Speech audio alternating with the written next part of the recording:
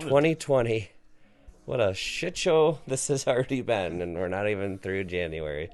Got potential war with Iran. We've got a new plague. Got a lot of things to be nostalgic about for 2019. That's for sure. I'm looking forward to Dr. Dolittle.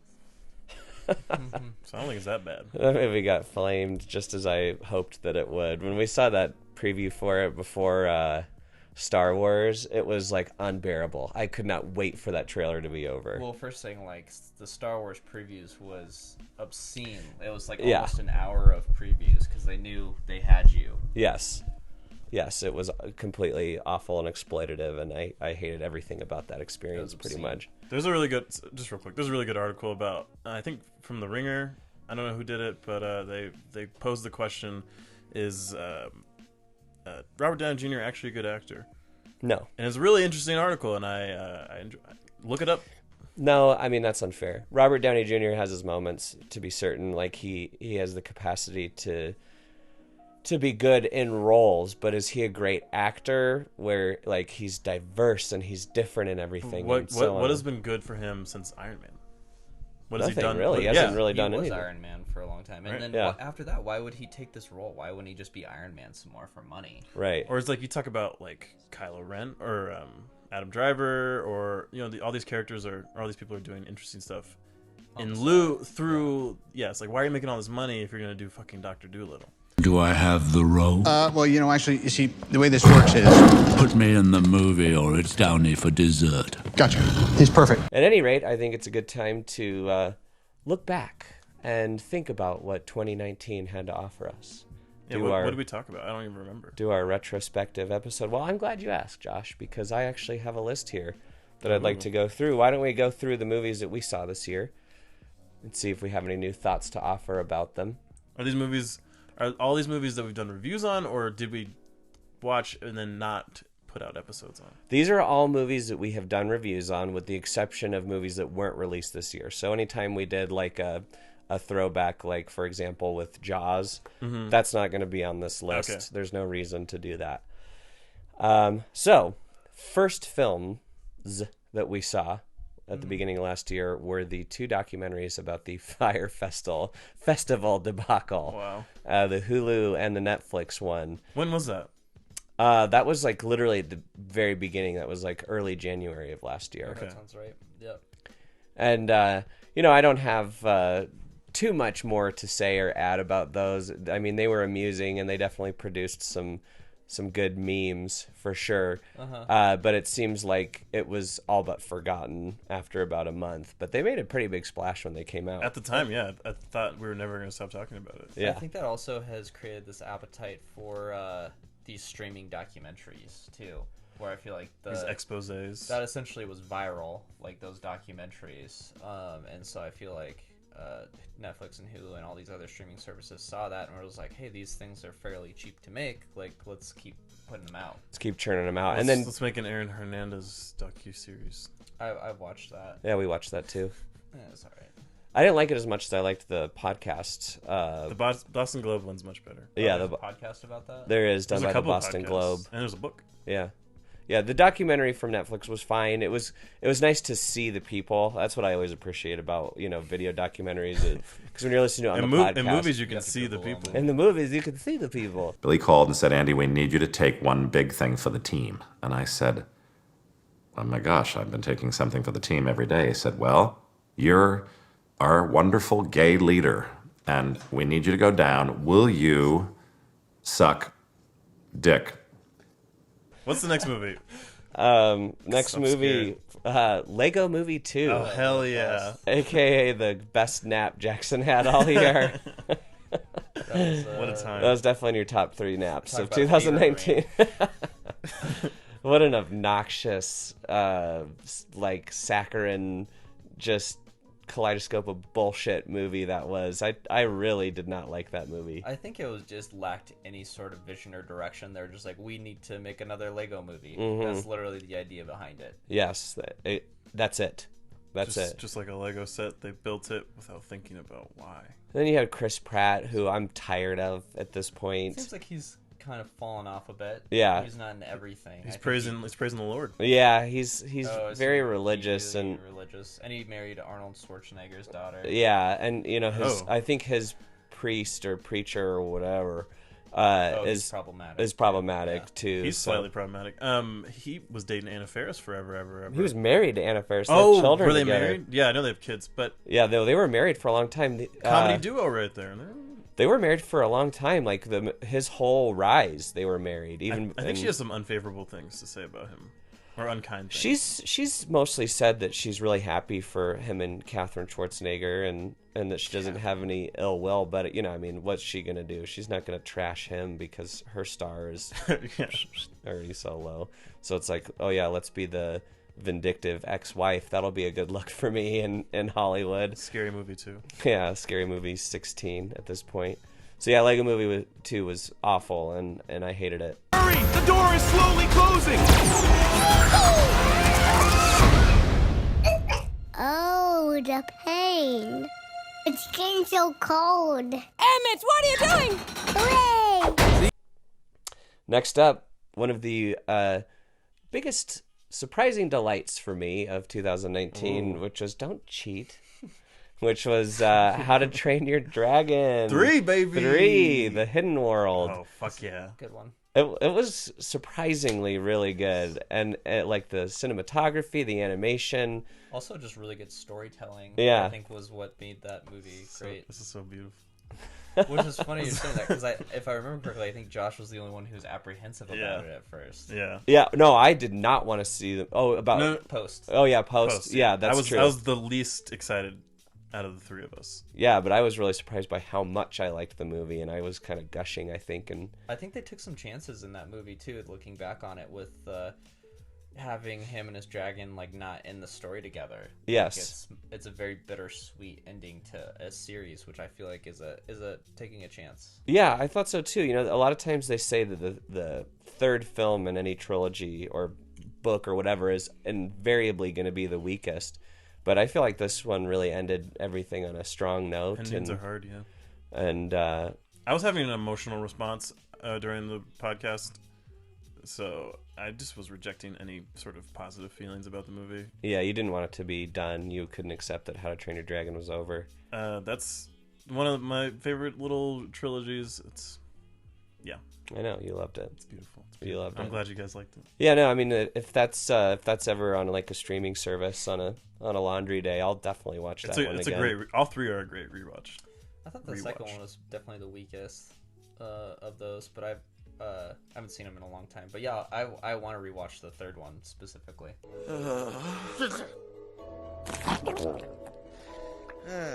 Yeah, me too.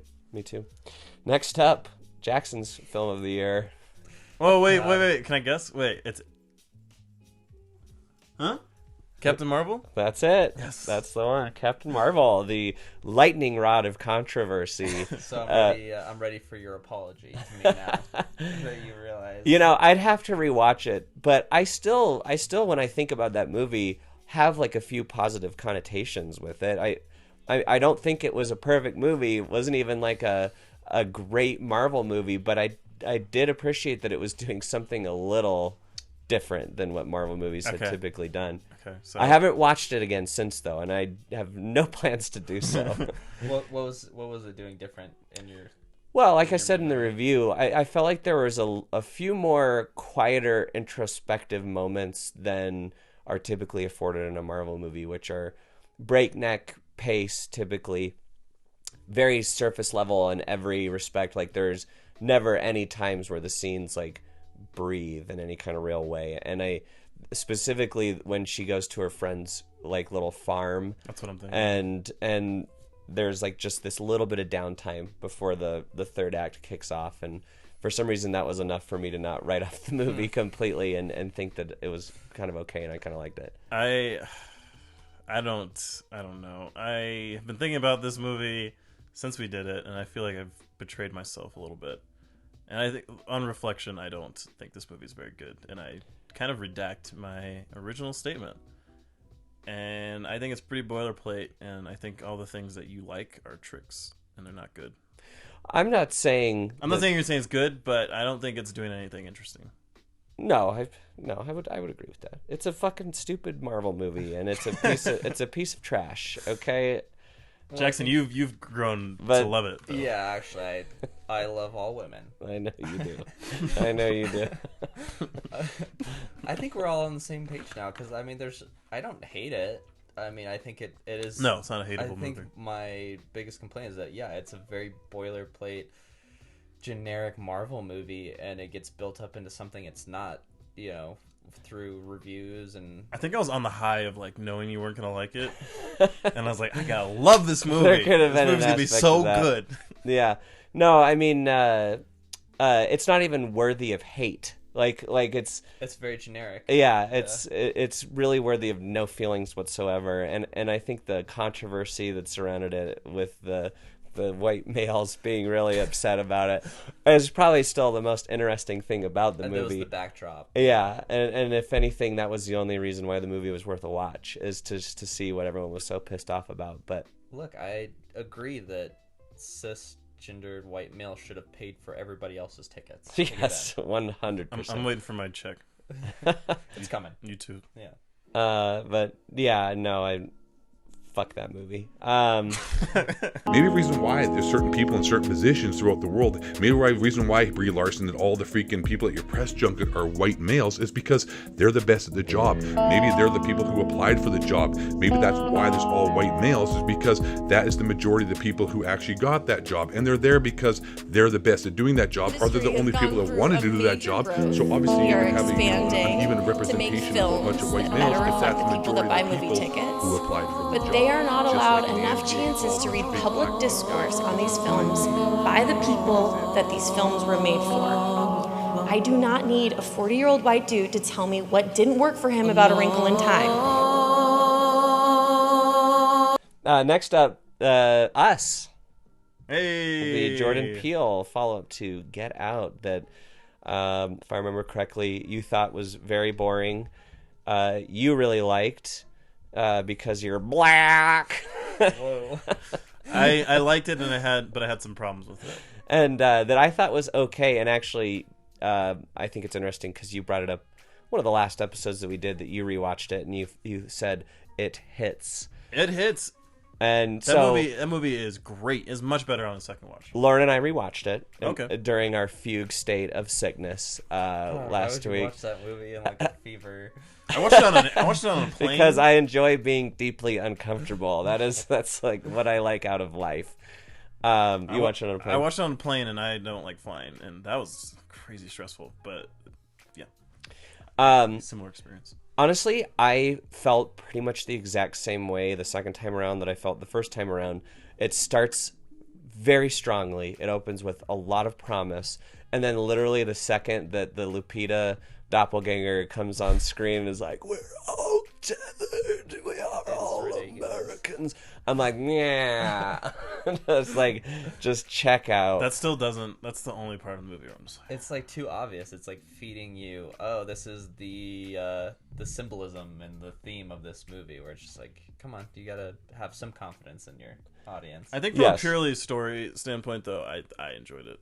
Yeah, no, I mean, I still enjoyed the movie. You can extrapolate on the other stuff, on the themes, but just like how a narrative works, I really was like hooked. I think it's a fine horror movie and literally nothing more. I don't really feel like it's not a masterpiece. No, it doesn't have a ton to offer. I don't think I'll rewatch it. I think I've been enjoying my distance from this movie because every time I think about it with like Tim Heidecker's character and the way the story kind of changes up later on, where it's trying to unravel everything for you, I just didn't like it. Yeah, and I still don't get the Hands Across America thing. Like, I thought maybe it would be more clear the second time around. I still don't understand the significance of it and like why he specifically chose that, other than that it's like a very 80s thing that only 80s kids will understand. I think it has a little bit of the Phantom Menace syndrome where like everyone was like, Jordan Peele is a genius after Last of Us. No one questioned his ideas or try to make this into a linear like idea. Yeah, I agree. I think people, I mean, Jordan Peele is a competent filmmaker. He knows. There's some good ideas here. Yeah, he knows how to tell a story. To your point, yes, it hits all the right beats. It tells a complete story for the most part. I just didn't find it to be that satisfying of a story. Sure. Particularly that the ending too is just the fight in the basement with the like orchestral. I got 5 on it, and the reveal is just shut up. It's laborious. Yeah, laborious indeed. Be careful. Next up is Endgame.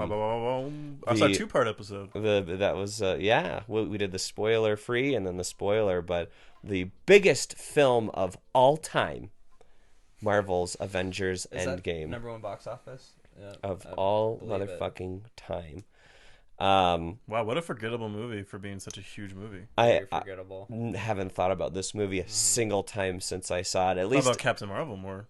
Me too. Yeah, at least with Infinity War, like my interest was piqued a little bit, and I like considered about, oh wow, it is kind of interesting what they did creating this cinematic universe. Like wow, and then this just felt like a total. Yeah, it was totally a circle jerk. Yeah. I mean, I think for what the franchise offered, this movie was fine. It was fine. It was a fine ending, and you want to give people some satisfaction. It was good. There were some moments. It had a very difficult task, trying to put this bow on this 10-year Marvel Cinematic Universe. It's no hidden world, but it's still very, very complete. And you don't leave the movie thinking like, they ruined all these characters. They didn't have a satisfying ending. No one's going to complain about this movie. I think the one thing that I remember liking about it is Iron Man's kind of story arc within it, like with him and his adorable daughter. I love you. What is it, 3000 or something like that? Oh yeah.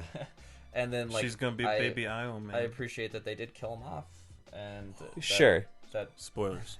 That was a risk. Like it was a little bit of a risk, but I feel like that kind of it was like a bittersweet moment. For like a year though, we were all like kind of preparing ourselves like these characters have to die because their contracts are over. Yeah. It felt like sort of cold that we were just like kind of predicting who's gonna die and how because of contract negotiations. Yeah, I hate how the contracts kind of made certain exits from this universe very obvious. It was an interesting like meta influence on the story in general. Like it kind of like revealed some of this movie's cards that probably were best, being a surprise. Right. Now, I wonder if we didn't think about it as like the end of all the stories for this universe, were we going to be more satisfied?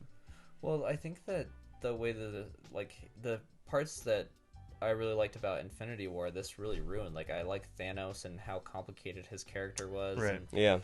And also I think that what's that actor's name who? Josh Brolin. Josh Brolin did a really good job. Josh Safdie. And in this one, like we said in our review, Thanos turns out to be like this very like vanilla villain. He's the traditional Marvel villain. Yeah. Basically, with the whole time travel constraint that they had to employ, it just ruined everything about him because then he was just like, oh well, I guess I just have to be evil then. Yeah. Like if I can't balance the universe, I'll just be evil. Bring me that ass, boy. What an embarrassing time to be alive. All right, next up is my hands down my film of the year. Wait, can I guess? Yeah. Wait, never mind. I don't want to guess. John Wick 3. Oh yeah. This is where the audience needs a shout out. Yes. Yeah, speaking of fucking audiences, yeah. Smelly, farting. Oh god, just like were we all sitting together that time? I think we were. Yeah, just cramming popcorn as fast as they could into their fucking face holes and farting and like shifting listlessly in their seat waiting for the next eye gouge or like arm break to happen so they could stop being so bored. This movie's on HBO right now and I've like hovered over it for a moment. I'm like, no. How could you even consider it? No, like I'm not gonna see anything different the second time around that I like missed the first, which is just a series of everything now. Puncture wounds and broken bones. Not even like you know what's I don't remember a lot. When I think about it, I'm not thinking about the violence. I'm thinking about the convoluted plot that they have to get them into this hotel to have this fight.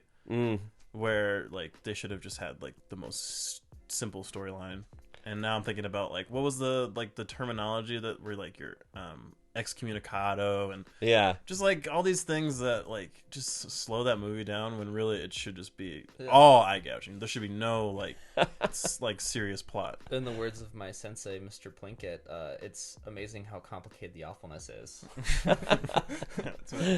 Very good. Yes. Yeah, very true. And the other thing that I remember from the movie is Keanu Reeves constantly running through rain, but with this trot that looks like he has to poop, and he's like really trying to find a public bathroom. And people keep sending him away. That was your best observation of that movie. Customers only. A bow-legged jog that he does. Yeah. I actually remember now. Fucking what's her face? Going through Morocco and just shooting innocent people. God, Halle Berry shooting all the brown people in burqas that she could find. Just with her dogs and it's just like glorious. Oh, what a fucking mess that was. Just an awful movie. That's a bad movie, right? Yeah, it is a bad movie. People liked it. How people eat up that shit. Yeah. Now we have a whole John Wick universe we're about to... But would they love it if it wasn't Keanu Reeves? Like, if it wasn't Keanu Reeves, who's a living meme at like this Adam point? Sandler, yeah, like the internet's like adored. Yes, like he's like a human SpongeBob, basically. Yeah.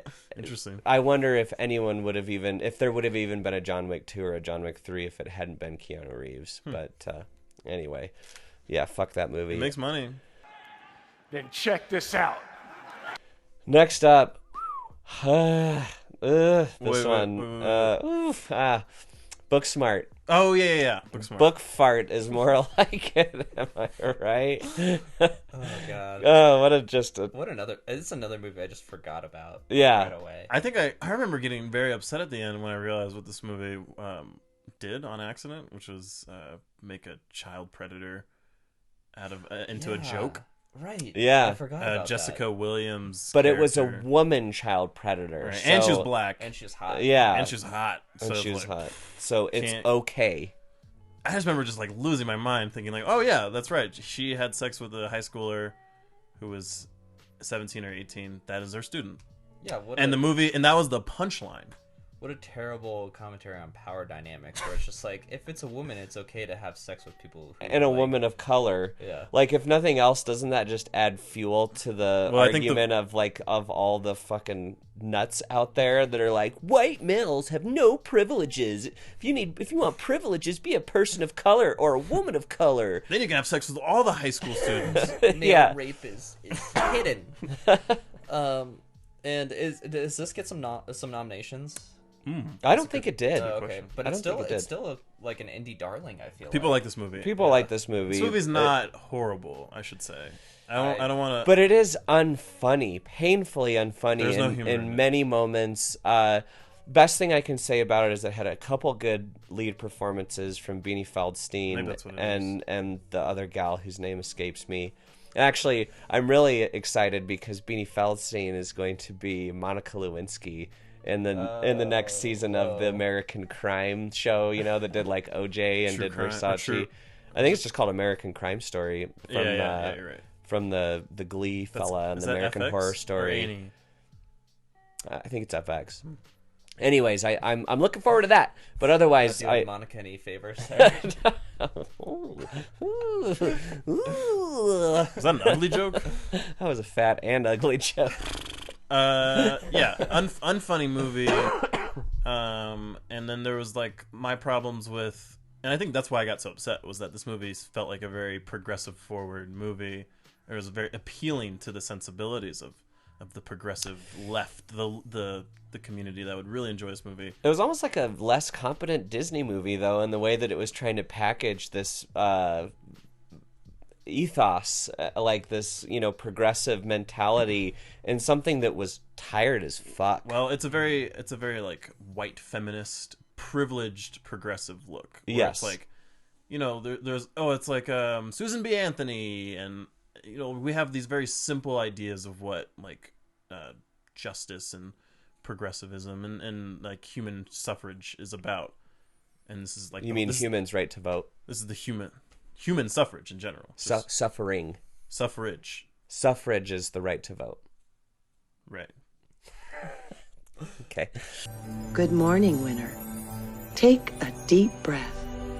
Visualize the mountain of your success and look down at everyone who's ever doubted you.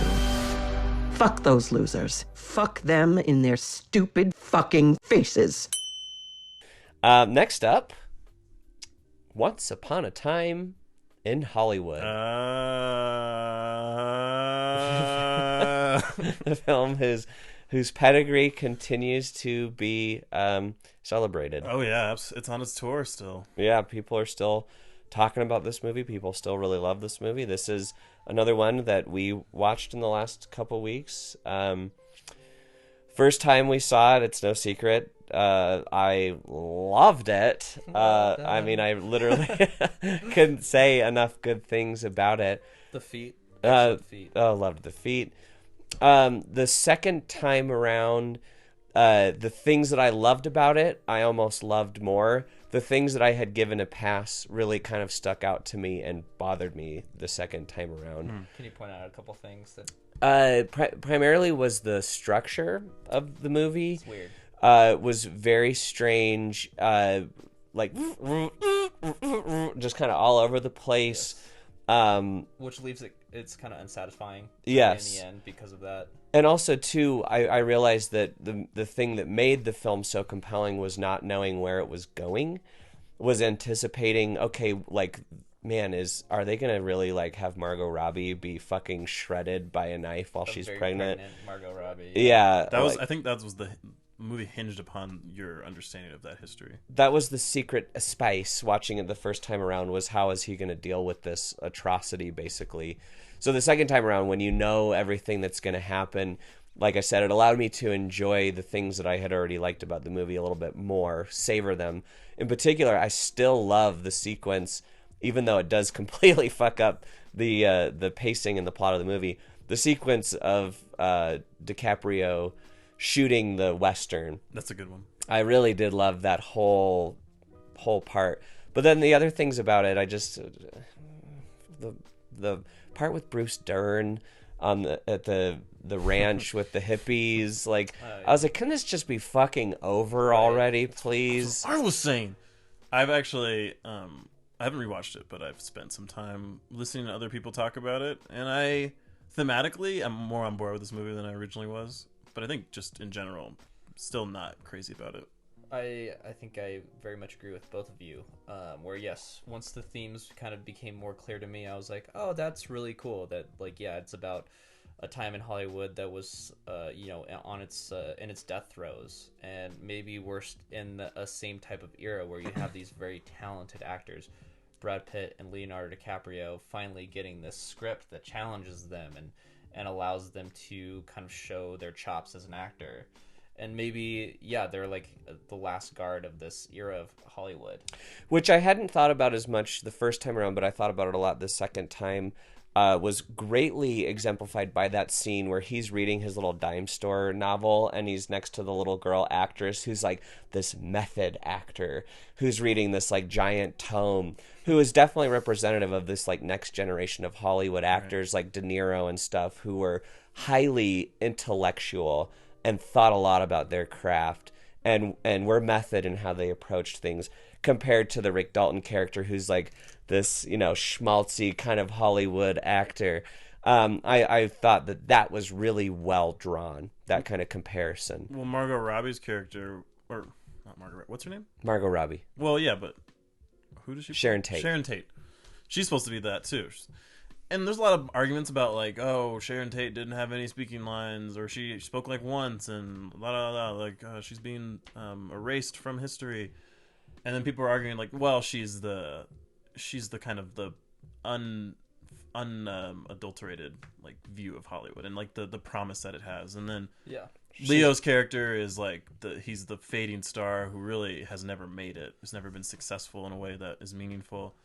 And Sharon Tate is someone who sees all the possibility and then never gets to it. And like that's I love that story of Hollywood. The clip of the reporter kind of with the gotcha question where it's just like, well, you have this very talented woman actress who you seem to snub with lines, and Quentin's just like, I reject your hypothesis. Yes.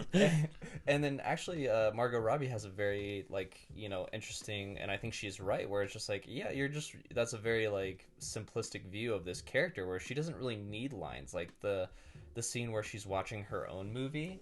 I love that scene. Yeah, it brings a lot of depth to that character without her like talking.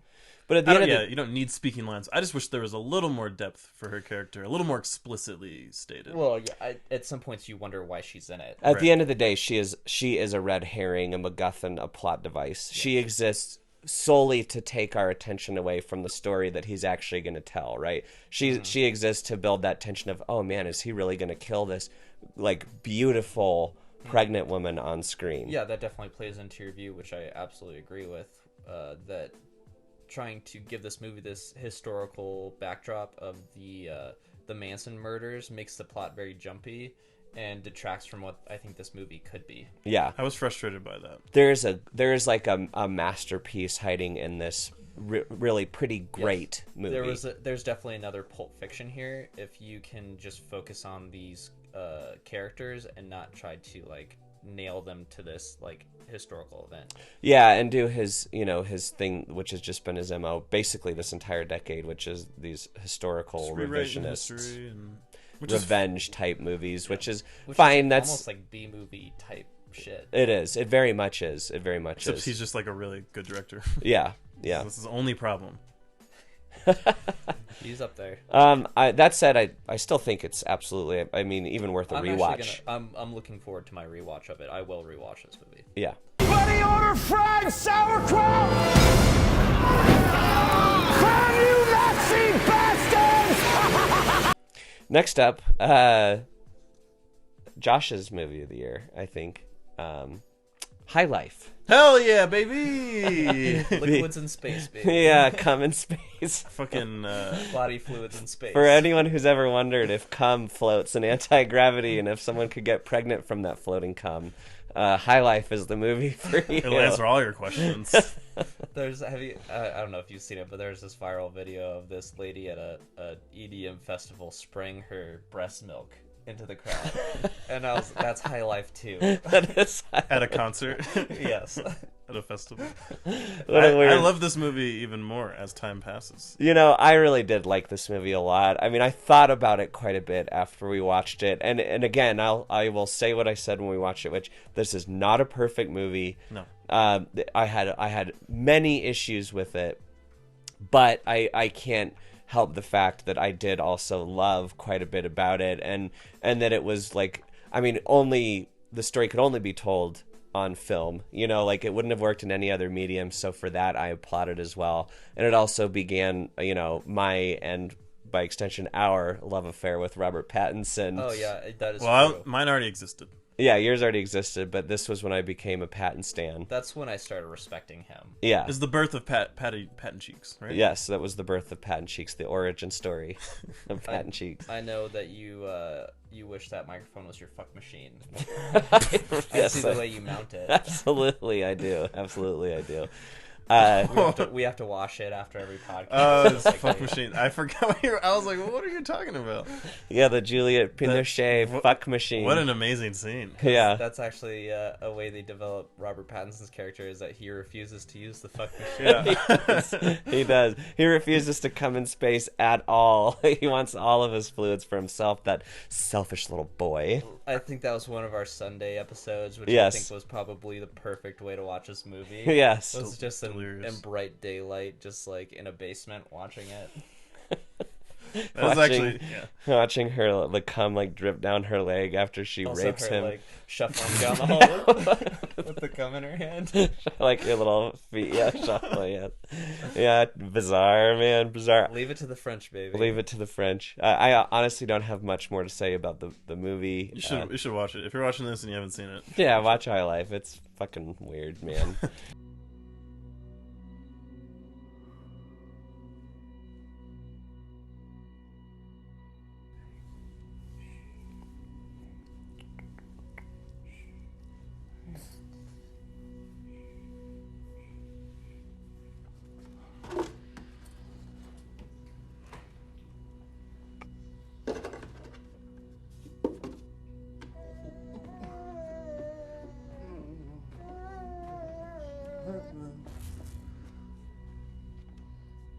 Next up, what is arguably probably the most forgettable film of the year, but that still is like somehow getting some talk of being like, it's better than you. Has it been 90s?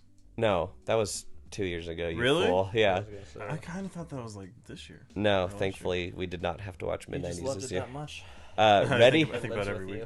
Ready or not? Oh, I forgot about that. Yeah. What a fucking stupid movie. Yeah. I knew it was on here. I just forgot it was after High Life. What a dud. Well, not a great movie, but a movie that had a lot of opportunities to be very good. Mm-hmm. Once again, the trailers looked like it could be promising. Mm-hmm. I was very cynical going into it because I was just like, this movie can't work. And it didn't. It didn't work. Bad screenplay from the beginning. Yeah. Yeah, it had a lot of potential. The ideas were good. The execution of it, though, were like any other fucking movie. No tact. That's this movie. No subtlety. In black and white, just like straight ahead. It's a good idea. It's a bad movie. Yeah. Yeah. Yeah, completely forgettable in pretty much every respect. Was it kind of like a Sidney Poitier meet the parents kind of situation? Sidney Poitier did not direct Meet the Parents. No, he didn't direct it, but he's in it. No, not Meet the Parents. What's remember the Ashton Kutcher Bernie Mac movie?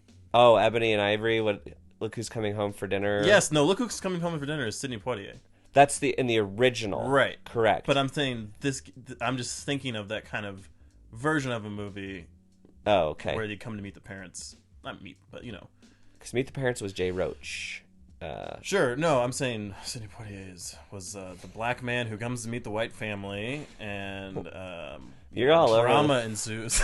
All over the place with your fucking film associations. It's like basically like Roma. But... yeah, it's like Roma. I was just waiting for you to say. But with a card game involved. Ready or Not reminded me a lot of Roma, and Roma's his Star Trek thing. Seriously. It's like, this reminds me of the plot of Roma. So, at midnight, you have to play a game. Why? It's just something we do when someone new joins the family. A game. What game? Hide and seek? Are we really gonna play that? Well, the rules are simple. You can hide anywhere. We then try to find you. So there's no way for me to win, right? I mean, stay hidden till dawn. No, thank you. Good luck.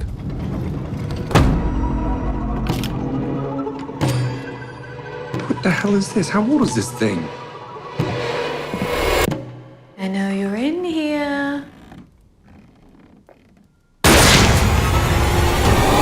Oh, Jesus. You shot the maid. Does she look like she's wearing a giant white wedding dress, Emily?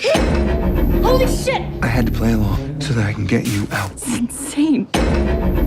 They think they have to kill you before sunrise, or something very bad will happen to the family. If we don't find her and perform the ritual, we're all dead.